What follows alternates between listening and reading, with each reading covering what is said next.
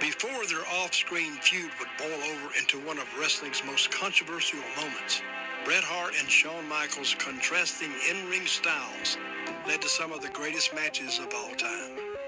As far as wrestling styles between Bret and Shawn, Bret was more basic, more grounded, more hard-hitting, more technical. Michaels from the other side and no. Michaels, he's an incredible performer, but also a lot of his stuff is more pretty and a little bit more gymnastic. Oh, he's caught by Bret Hart. No, look at that. Oh! I think Shawn Michaels is probably the greatest performer all round. Plus, he was different. He wasn't a big giant. My contract was going to expire. Eric Bischoff has sent feelers out to me. There were 2 separate occasions when I began to talk to Bret about coming over. And I heard the initial offer was $2 million, and then it was $2 million something, and it got up to like $3 million, and I'm sure they were rounding off, but at that point, what's the difference, right? Vince heard about them giving me an offer. And then Vince said, he goes, I'll make you an offer. And we worked out a contract. It was $1.5 million for 20 years, I think. Bret favors loyalty over money and accepts the counteroffer from Vince McMahon. But then a mutual animosity between Bret and Shawn begins to take hold. Shawn was starting to get overwhelmed with negative. Doing a Chip and Dale kind of gimmick is not a heroic thing to do. Shawn Michaels saw an opportunity to be more and more of a top guy and also to be more and more of a prick. Nobody breaks into this wrestling business to work their way to the middle. I mean, if you don't want to be on top, you're in the wrong business. I don't really care if you want to have dinner with me. Do you want to wrestle me? Oh, you do? Okay. I don't think that they were really that different, which is probably where the real-life rivalry came into play. First day when I walked out and I ended up trashing Shawn Michaels on the interview about his Playgirl magazine centerfold. Before I went out, I said, Shawn, it's okay if I bring up that Playgirl magazine and take a jab at that and say something about it. He goes, no, go ahead, say whatever you want. World Wrestling Federation needs a hero. They need a role model. They need somebody they can look up to, not somebody that poses for girly magazines. And I came back and Shawn was just crushed. He almost looked like he burst into tears. Now we're doing live TV, and these guys are saying things on live TV about each other. Shawn made reference to Sunny Days. Sunny is Tammy Sitch. She was one of the valets. She was the first real, big pinup girl of the WWF. And Shawn was making the inference that Bret was having some kind of an affair or some kind of relationship with Sunny. Even though lately you've had some sunny days, my friend, you still can't get the job done in any situation. Oh, boy. Now, from a fan's point of view, it's getting exciting. But if you're the other guy, you're hating the dude who's talking about you. Because now you got to call home and explain that to your wife. You don't mess with a guy's wife or his family, or else you can find yourself laying in a ditch somewhere. So we're in Hartford, Connecticut one night at the Hartford Civic Center. And all of a sudden the door busts open and in comes the Brooklyn Brawler. And he says, hey, Vince, Shawn and Bret have just gotten a fight in the bathroom. Shawn finally comes into my dressing room. We haven't talked for about a couple months. And I just remember I was just trying to be nice. I almost forgot that we ever had issues. I said, hey, Shawn, I was brushing my hair. And he goes, you think I'm going to talk to you? And whatever it was, Bret just leg dived him and took him down right there. So I grabbed him by the hair, swung him around the dressing room. I think his feet were actually off the ground a couple of times. If anything, it was like 2 prostitutes fighting in downtown or something. Here comes Shawn, and he's hot. And he has got in his hand a handful of his hair. It looked like a small possum. And I'll never forget this. He said, this is an unsafe working environment. As far as I know, I think if anybody was sleeping with Sonny, it probably was Shawn. As the backstage friction between Bret and Shawn intensifies, Vince begins to lose the TV ratings war and is forced to cut costs. Vince comes back and looks at the commitment that he had made to Bret Hart, and it was a drain. It was a drain on the company for what we were bringing in at the time. Vince told me that basically he couldn't afford to pay me the contract that he'd given me. It kind of broke my heart, where it's like, okay, I get it. I remember I got off the phone from him and I said, I guess I'm done. I hung up with Vince and I signed my WCW contract. I can't remember exactly what day or when I heard that Brett had made the deal and was going to WCW, but Vince told us Brett was going to finish up at Survivor Series. He'd drop the belt and then he'd be free. It didn't turn out that way. With Brett leaving the company, Brett wasn't just leaving the company. He was leaving the company and going to our competitor that was beating us in the ratings. To have our champion leave the company is bad enough. To have them leave the company with the championship is a kick in the nuts. The time-honored tradition is when you're leaving a territory or a promotion, you lose on the way out. I got to tell you, in the beginning, there wasn't a whole lot of worry about it because it was Brett. And we thought that there would not be any issue with Brett dropping the championship to whoever we asked him to drop the championship to. When I first heard that I was wrestling Sean was maybe about 3 or 4 weeks before Survivor Series. Anyway, so Vince pulled me, he's all excited, he goes, we're gonna drop the belt to Sean. So when I saw Sean, I thought this is your chance to open the door for sort of dialogue. So I remember when we shook hands, I said, Sean, I just heard that we're wrestling at Survivor Series. I said, I want you to know that you'll always be safe with me in the ring, that I'll always be professional. I would never do anything to hurt you or injure you or anything like that. And he looked at me and he said, I appreciate that, but I just want you to know that I am not willing to do the same thing for you. And he turned around and walked out of the dressing room, slammed the door. Vince, even though he knew that Sean and Brett hated each other, somehow he thought this match was magically going to go in the ring and everything was going to work out like he wanted. And the closer that we got to the match, the more obvious it was that it was not. One of the things he'd given Brett in that brand new contract with all the bells and whistles was reasonable creative control of his character and the way he was presented. I'm the boss of my last 60 days. Why would I lose to Sean? He's disrespected me. I'm not wrestling Sean, or I'm not putting Sean over under any circumstances until he proves me that he's got enough respect for me to put me over first. And I was on Brett's side, because Sean was the prick, not Brett, but we had to get the belt back. The news of Vince's current champion signing with his main competitor would spell his defeat in the ratings war. With his back to the wall, Vince must get his belt off Brett, and what he's about to do will echo far beyond the wrestling world.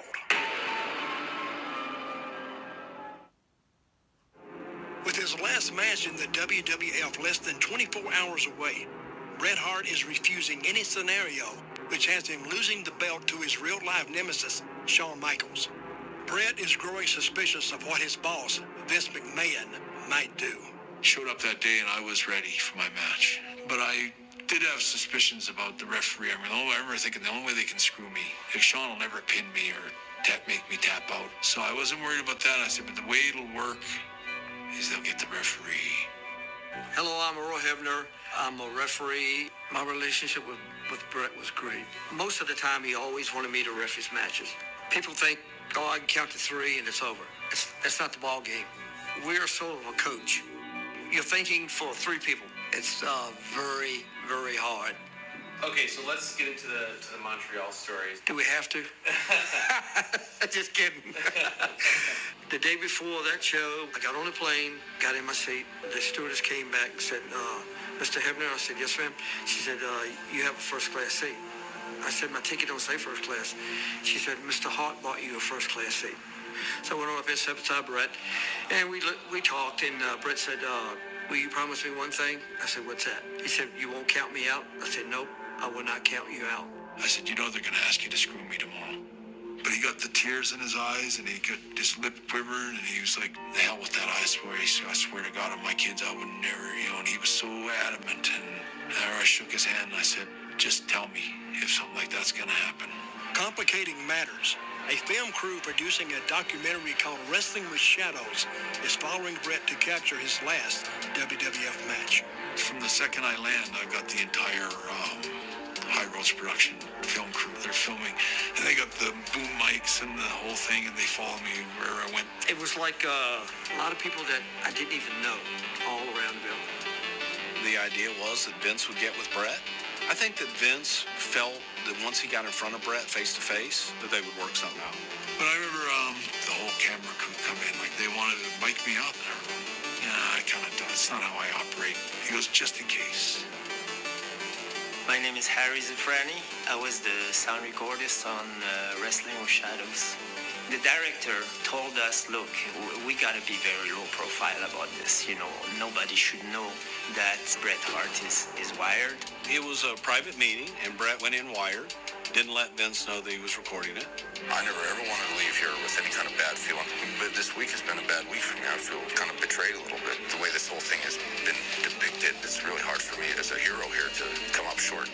I was determined to stick to my guns, and that I was not backing down. And right away, Vince goes, well, what are we going to do? I think what I'd like to do is get through today. I think tomorrow I should just go in and do my speech and forfeit the title. I think it allows me a chance to leave with my head up and leave in a nice way. I would think it'd be a run-in type thing. But, yeah. But I'm open to No, I think that's... I'm open to anything. Going into this match, you knew what was going to happen. I knew that there was a point in the match where Bulldog and Owen would run out. Referee would lose control of the match, ring the bell, there would be no winner, and we would go off with a lot of chaos going on in the ring. So the match would end in like a disqualification? Yeah, like basically a no contest. Like, I remember walking out to the ring, and I knew, like, okay, be leery of submission holds in a match like this. But I already talked to Earl, and I thought about it, and it's like, I said, okay, I trusted Earl, and so I put my guard down. That was my fatal mistake. I'm walking down to go to the ring, and I'm getting pulled aside. And Jerry Briscoe says, Vince McMahon wants you to ring the bell when he puts Bret in the sharpshooter. I said, what? He said, well, are you going to do it? I said, I don't know. Jerry Briscoe is a producer agent, one of the toughest sumbitches on the face of the earth. He grabs me by the arm. He says, is Bret Hart going to pay you? This is what Vince wants. Do you want a job or not? I said, I don't have an idea of what I'm going to do right now. Y'all messed my mind up. And this is the truth. I'm thinking he had opportunity to drop the belt. I know this is not right, but I got to have a job. I told my brother to put all my shit in the car. This ain't going to look good. Get all my shit out the dressing room, put it in the car. So I'm walking to the ring. God, I promised brother I wouldn't count him out. That was the longest walk of my life. We had a great match planned out, and Sean was a great wrestler. We're going to start fighting before the bell starts. I don't think this match has officially even started. Finally, after about 10 minutes of brawling out and fighting out in the crowd and stuff, I eventually fight Sean back to the ring, throw him in the ring, and now the match starts. They get in the ring, I ring the bell to start, and I'm going, God, don't put the sharpshooter on. The match lasts 10, 15 minutes. Look at this! Oh, putting Bret in the sharpshooter. Oh my gosh, how humiliating. He's going to beat him with his own finish. Sean actually didn't know how to put the sharpshooter on. He steps through the wrong way, folds my legs the wrong way, and I moved my legs and switched them the right way. I remember when he put it on and I flipped over, I could see Vince McMahon, and I could see him. He's got this cold look on his face, and he's yelling at to ring the bell. Ring the bell. And he kept saying it to the guy, ring the bell. As the match was going on, I'm going, I don't know what I'm going to do. I hated it. And I remember in that moment of looking at the timekeeper, and Vince snaps at him, ring the bell. Oh, they're screwing me right now. And I remember reaching back and showing that I wasn't submitting, and I grabbed Sean's leg and started to reverse. And you could hear the bell bing, ding, ding. If I hadn't rung the bell, Vince McMahon was going to ring that bell. And at first I was like, I wanted to just kill Vince. I wanted to just jump through the ropes and just punch him out. And I couldn't believe he did it to me after all the years that I gave him and all the matches and all the hard work. And he would disrespect me like that. You son of a bitch. I jumped out of the ring, ran across the floor, jumped the hockey fence, and could still hear the bell ringing, jumped in the car, and we drove off. I had enough sense to paint WCW backwards so that you could read it on TV. Bret did the WCW for the fans there in Montreal. But it was what it was. I had a nice big gobber spit, and I remember I just leaned over the top rope. Hollywood couldn't recreate something better than that. I wrecked a bunch of monitors and threw $100,000 headphones out into the crowd and stuff. Because of a couple of guys that couldn't get along, they hit on the most talked about match ending in the history of professional wrestling since the dawn of time. Widely viewed by fans as wrestling's most treacherous act, the Montreal Screwjob would tear the lid off of wrestling's sacred brotherhood. But its true architect has yet to be revealed.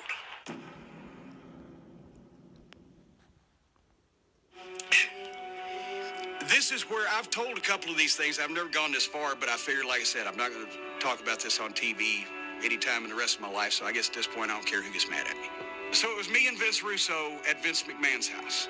My name is Vince Russo. I was the head writer at the WWE during the infamous Montreal Screwjob. And quite honestly, I wasn't even originally slated for this documentary. And then I wanted to be a part of it because I was there. Like, I knew what would happen.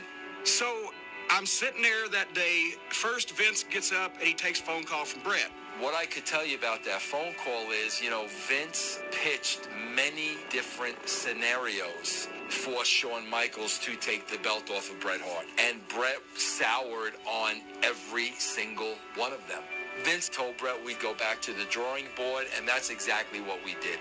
Well, this finish won't work, and that finish won't work, and Bret just wants to come out and hand the belt over on TV the following night without getting beat. I'm sure he does. So then he goes and he calls Shawn.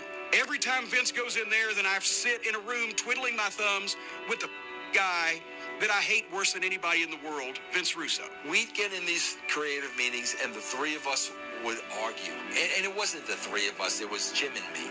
We could not be farther apart physically, philosophically, mentally, morally. If one of us was an African-American lesbian nun and the other was a Nazi skinhead Martian from outer space, we could not be more different. The problem is he's still living in 1970.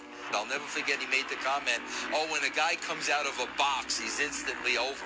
Like, bro, this is like 1996. Like, who's coming out of boxes, bro? Vince Russo's never had any respect for professional wrestling. He booked the wrestling program to pattern after Jerry Springer. Our styles completely crash. Finally, Vince comes out, and I'm about lost my religion with the whole creative team thing anyway, because it's not my style of wrestling. I'm living in Connecticut. I'm miserable. I weigh 280 pounds because I'm aggravation eating. I'm not in my element here. I said, Vince, there's got to be something we can do. I said, it's your company and it's your belt. So then Vince looks at me and says, well, then how would you do it, pal? Well, now it's a challenge. Once again, I'm going through every finish I can think of or every situation I can ever think of where nobody wanted to do a job. I said, goddamn, double crossing. You can learn more about modern wrestling from these classic books and classic magazines than you can by talking to people today, because history always repeats itself. In 1931, there was another double cross in Montreal. The Battle of the Bite. Strangler Lewis controlled the championship and nobody could get it away from him because it was worth so much money. Lewis has a title match in Montreal against Henry Deglaine. They lock up and immediately Deglaine grabs Lewis's own hold on Lewis, the headlock, and takes him down, and they go down on the mat because Lewis is working with him, and probably they're going to do some kind of reversal. Deglaine starts screaming, bloody murder at the top of his lungs. The referee checks Deglaine. Huge bite mark on the guy's chest. Apparently, when Deglaine got the headlock on Lewis, Lewis had bitten him. Here's the thing. It was actually Dan Koloff. Deglaine's cornerman had bitten him in the locker room and then did this, and then when they locked up, boom, headlock, nobody can see what happened. Referee disqualifies Strangler Lewis and awards the title to Henry Deglaine. That's a double cross, and it's as old as the hills in wrestling. So when Vince says, well, how would you do it then? Bret's hold is the sharpshooter. But let Shawn get Bret's hold on him. If the referee just calls for the bell as a submission, nobody can tell anything was wrong because that's what it's supposed to look like anyway. And to tell anybody anything was wrong, I said, Bret Hart, of all people, would have to expose the business. I said, what's he going to do, call the newspapers? But then Vince, and he gave that humph like he does whenever you would be discussing tomfoolery, and he would say, all right, let's get back to reality, and we went on. Do you recall during that meeting with Vince and Cornette ever told a history lesson about double crosses that had happened in the past? Unless I was in the bathroom during that scenario, That scenario did not take place in front of me when I was sitting at the table. I'm not going to call Jim Cornette a liar. And when I was sitting at the table and Cornette was sitting at the same table, I pitched that exact scenario to Vince. So basically, out of pure frustration, I said, Vince, screw it, Vince. Have Sean put the sharpshooter on Brett and have the referee call for the bell. Do that. Vince Russo didn't know what a double cross was. He was sitting there with his eyes open. People tell me all the time, oh, Vince, you take credit for the Montreal Screwjob. I wish I didn't pitch the idea. That was a miserable night. It was one of the worst experiences in my life in the wrestling business. I swear on my mother's grave, my father's grave, my wife's life, and my dog's life, the story I just told you is true. Vince Russo is the biggest liar in professional wrestling, and imagine the territory that takes in. When I was sitting there at the monitor, I saw him going to the spot. That's when I shit myself. Holy, he's actually going to do this. And look to this, look right now. Close up on the goosebumps. Now I'm thinking, I don't know who else knows about this. I just know that there is a high probability that somebody in this building is going to want to beat the shit out of me in the next 10 minutes. And I'm going to get out of here. When I'm starting my car up and starting to pull out, I heard a car rev the motor and saw the headlights pop up behind me. That had to be Hebner. I beat him out of the building.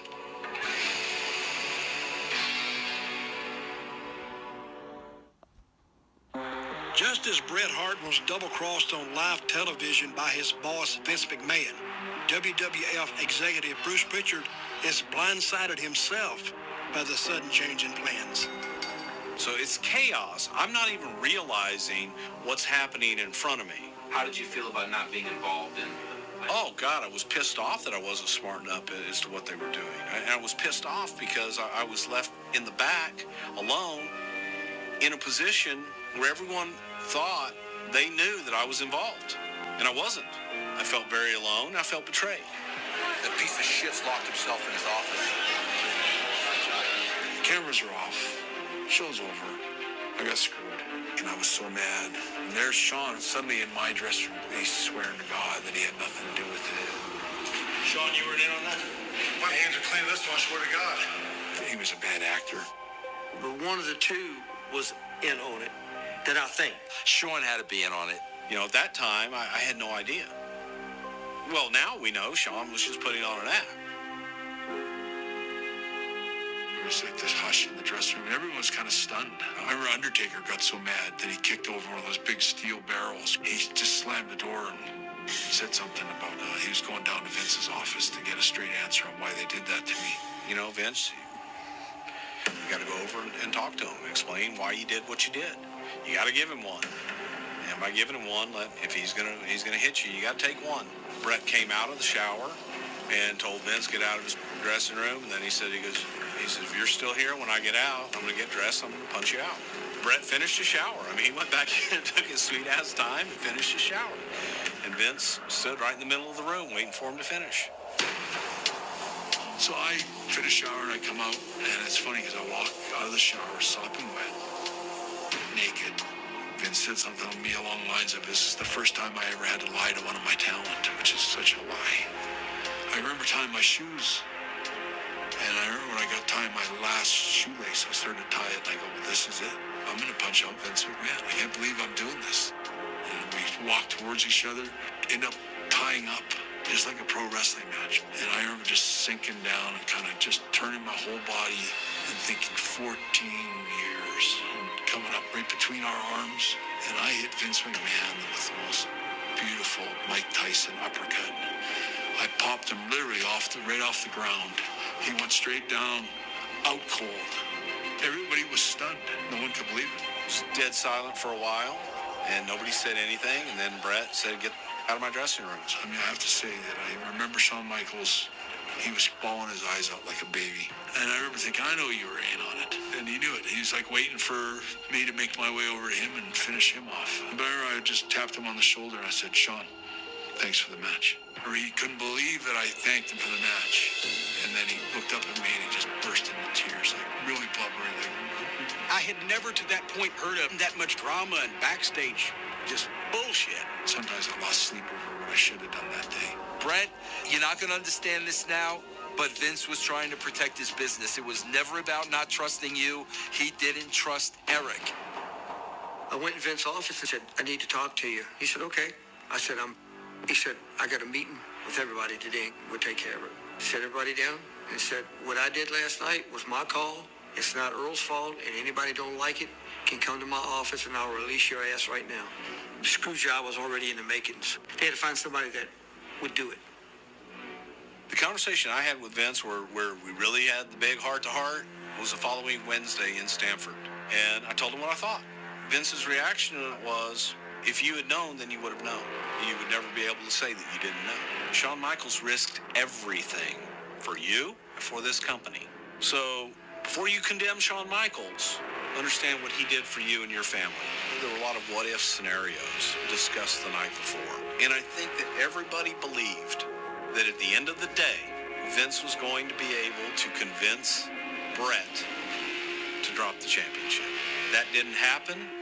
So Vince asked Jerry Briscoe to let Shawn know there was a spot in the match that Shawn, when you get him in the sharpshooter, will ring the bell. Of all people, Bret Hart, who was raised in the wrestling business, whose father was a wrestler, who went through the code, he's the one that exposed the business. We're talking with Bret Hart, the Hitman, today. How are you? It was very important to me after 14 years of probably the most dedicated, loyal, hardworking service that you could ever get out of a professional wrestler. I'd given this man everything you could ever ask for, and I made it very, very clear that my character was not in any way, shape, or form going to be humiliated. Brett was telling any and everybody that he could. He didn't lose. He was screwed. And it was something that Vince felt it was important to address on Monday Night Raw. Did you or did you not screw Bret Hart? There's a time-honored tradition in the wrestling business that when someone is leaving, that they show the right amount of respect. And the people are like, no, we don't want to like the rich billionaire boss. We liked Bret Hart. He was our hero. Bret Hart didn't want to honor that tradition. Vince was really giving Bret Hart all kinds of shit for not honoring the time-honored tradition of doing the right thing on the way out. On TV, this didn't happen ever before. Vince, in this interview, just came across very cold, calculating, and very, very heelish. I truly believe that Bret Hart screwed Bret Hart. And you can look in the mirror and know that. Rather than sweep this incident under the rug, Vince capitalizes on it by transforming this real-life incident into a storyline where he reinvents himself as an evil, conniving mastermind. When I debuted, the fans didn't know that Vince was the owner. He was an announcer. And then once the word got out that he actually owns the company, he's the power behind the throne, this and that, Vince ran with it. Mr. McMahon is one of the greatest heel characters of all time, yes. I mean, you've heard arenas full of people chant, asshole, asshole. If they had done it right, everybody prospered. Shawn Michaels became the WWF champion off a big win. Vince McMahon became the catalyst to the evil empire, Mr. McMahon, and they handed the hottest wrestler in the world, Bret Hart, to WCW, and they dropped that ball. In the aftermath of the Montreal Screwjob, wrestling changed forever. The fourth wall had fallen, and Vince McMahon's villainous character would propel his company into the stratosphere, while Bret Hart would make his lackluster debut in WCW. You know, if you look at how Bret Hart even came to WCW and how they launched me the very first day. Why don't we bring the man out that's going to referee this match? God, I remember, like, referee, it's so lame, like, such a lame way to bring me in. Is that what you want? Referee? Eric Bischoff was an imbecile trying to run wrestling. He didn't have any idea about how to run wrestling. I have to take some responsibility in the fact that there may have been better ways to bring Bret in. I would be honored to be the referee. But at the same time, we'll never know that because the plans that we did have for Bret were executed so piss poorly because of his just detachment from it all.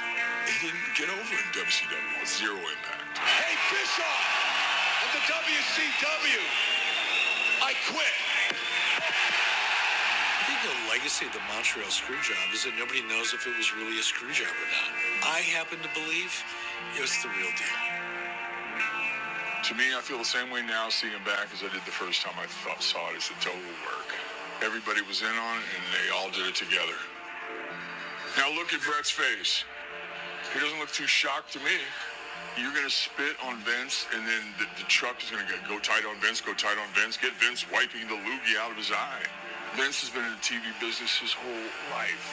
Nothing's going to happen without his consent. Everybody knows you're leaving. You're going to stand in what's now your opposition's ring on a global broadcast, and you're going to motion the call signs of your competitor. If that's not okayed by a big boss, in my mind, they're going to cut away from that.